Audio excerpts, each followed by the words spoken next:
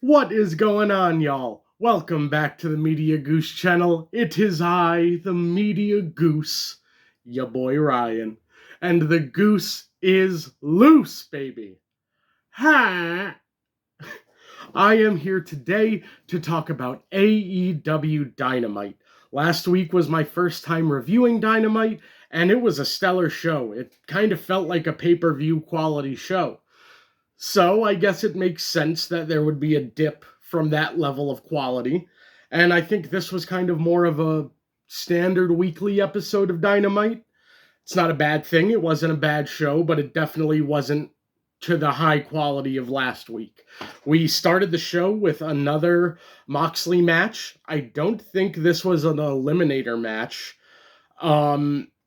So I genuinely don't understand why there's so many mid-card titles.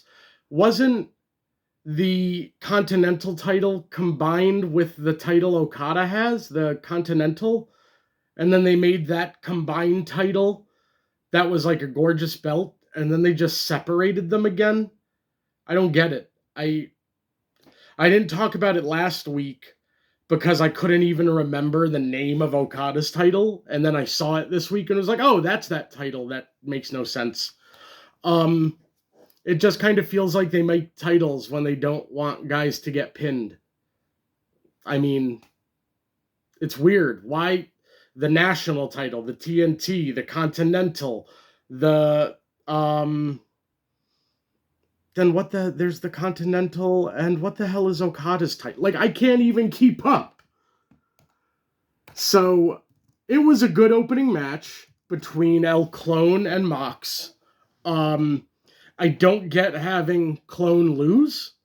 I mean, the story between Clone and Hologram, which is kind of, I guess, like Tony Khan's Kane and Undertaker. It's his, like, original story he created. But then I guess Hologram got hurt. Then Clone got hurt. Why would you have Clone lose this match? Wouldn't the logical thing be to have him stay undefeated until Hologram comes back? Then you have two undefeated forces.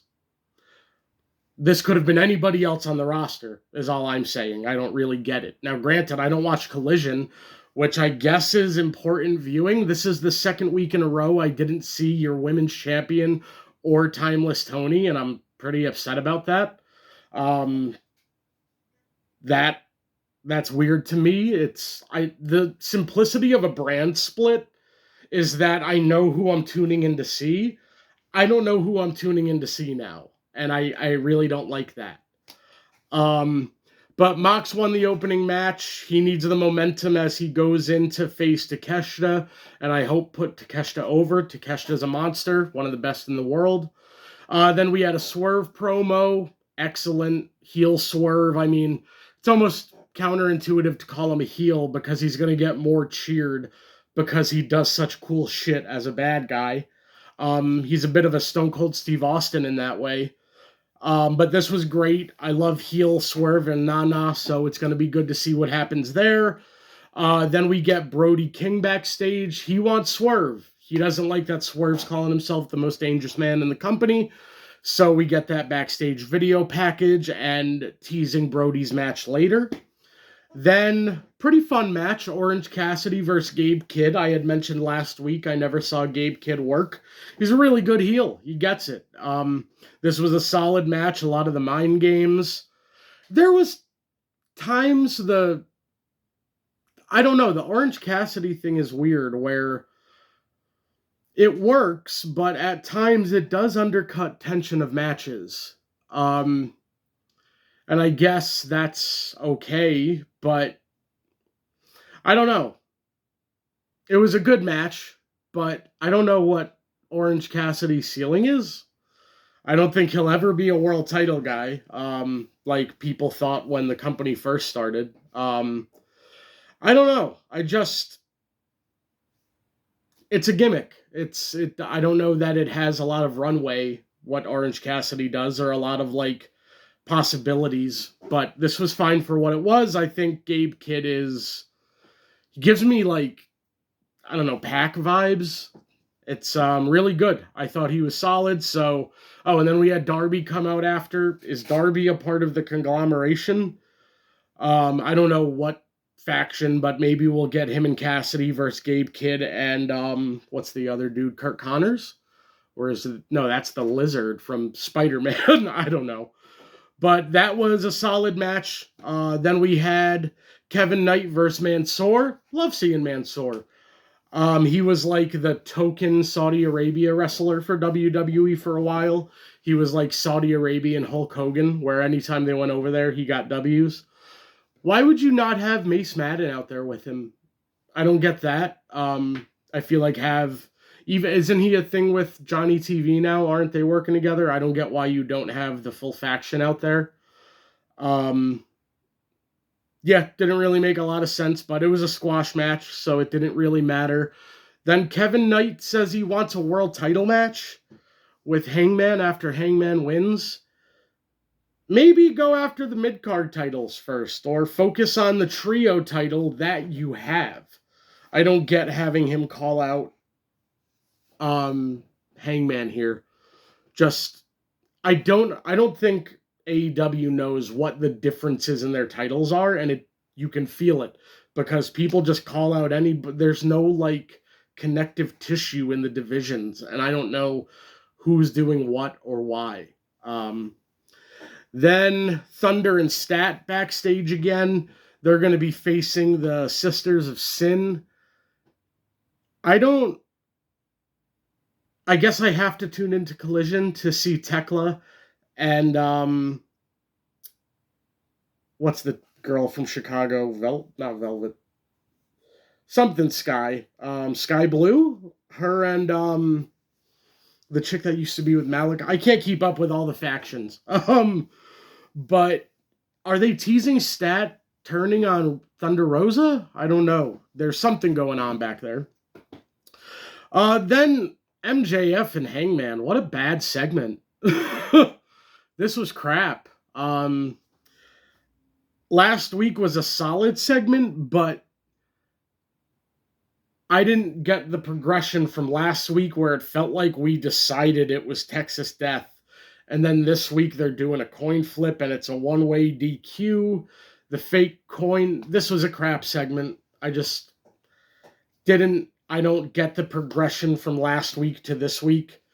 So it kind of felt like they were trying to do too much. I didn't get this segment. Two great guys, but didn't feel like a well thought out, structured segment. It was I didn't enjoy it much at all. So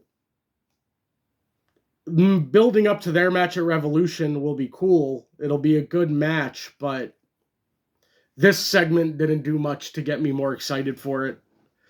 Then we have the Babes of Wrath versus Megabad, Megan Bayne, and Penelope Ford. I was going to be critical of this match with the way it ended, but apparently there was an injury, so I'm going to hold that critique. Before the injury happened, I thought it was a pretty fun match. I thought they were allowed to do more than most of the women's tag matches at WWE on TV. But then once the injury happened, they clearly had to call an audible, the DQ at the end, because once Penelope Ford was injured, I don't think they're just going to pin Megan Bayne, who's a beast.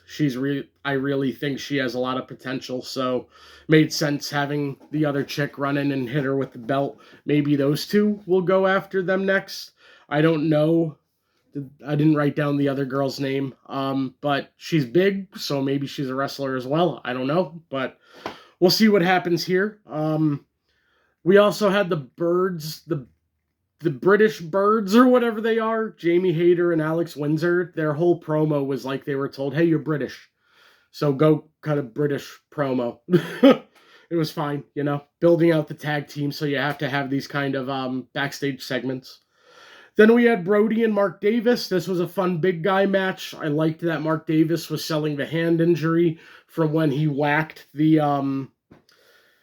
turnbuckle against Moxley last week. Liked seeing that continuity there. Good big guy match.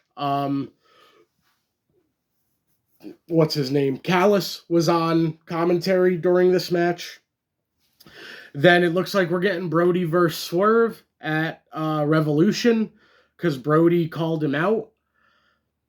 Sometimes it feels like this feels a bit like just get our guys on the card. And one of the critiques I've had of AEW in the past is sometimes the cards, like the pay-per-view cards, go too long. And like halfway through, you're gassed and certain matches just aren't necessary. And I don't know. I mean, Swerve is your top guy and he might be going for a world title soon. So I'm not going to be too critical, but you could have built this up for a Dynamite or Collision spot, maybe. I mean, if you had put it on Collision, I'd actually watch Collision. But yeah, I don't know. So that's interesting. Swerve's going to win that, obviously. Then we had a Fletcher Okada backstage segment. This was the segment that made me go, what is the difference between those two titles and why do they both have to exist? I don't know. They're going to tag up on Collision. So I guess I'll never see Okada wrestle when I watch Dynamite. That's another top talent that I have to tune into the B show to see. I don't like... It does... The benefit of a brand split is I would know I have to watch Collision to see certain stars, but because there's no brand split, I shouldn't have to tune into that show to see them. Just a thought. But then the main event, it's fine. I thought the first 10 minutes it's kind of like a house show match where they had the music playing. I think they were going for the Stadium Stampede vibes, but I just didn't think the production was very good. Kind of felt like they didn't know what spots were happening where. So the 3 TVs, just I'm not watching any of them. Sorry, ADHD. I can't watch 3 fucking matches within the same match happening at the same time. But once they kind of focused in for the final half of the match and stopped having it so all over the place and spread out, it was pretty fun. I won't lie. It was a solid match, but I just thought the production was pretty sloppy at the beginning, and I didn't think it was as good as commentary and the crowd were making it out to be. But that's kind of the AEW crowd. It's very pro-self, chant for ourselves, and it's same thing with WWE, the way certain matches happen that are crap and you get this is awesome chants. I didn't think this was that crazy until the production calmed down, stopped trying to do so much in all these different places and we're missing spots. And AEW, if there's one thing you can work on, it's definitely your production of the product. This is my second week watching. I still haven't seen your women's champion or Timeless Tony. That's pretty disappointing. I'll probably start looking for their segments from Collision to watch. That's the way I used to watch Dynamite, just finding the stuff on YouTube and watching it that way. So I'll have to go out of my way to look up some Tekla Tony stuff.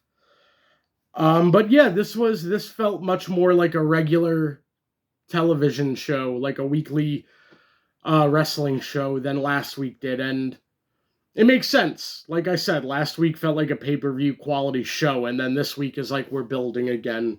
This is more filler stuff. So yeah, this was a fine episode of Dynamite. Again, too many titles. I don't think it's necessary to have as many titles. Also, I didn't say this during the main event, but fuck Jack Perry. That dude's a Nepo baby who isn't actually that talented. And the Young Bucks, I'm never going to cheer them as baby faces, so I wasn't that into that main event because of that as well. I'm just not ever going to be into the Bucks or Perry as baby faces. And as far as Wesley and Zachary Wentz, WWE, why'd you let these guys go?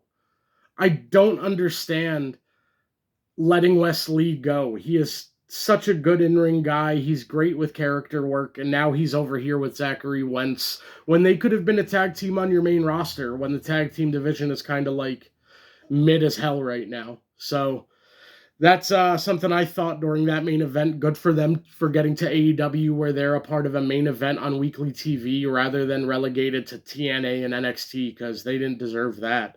They're clearly better than that. Yeah, decent episode of AEW, but not as good as last week.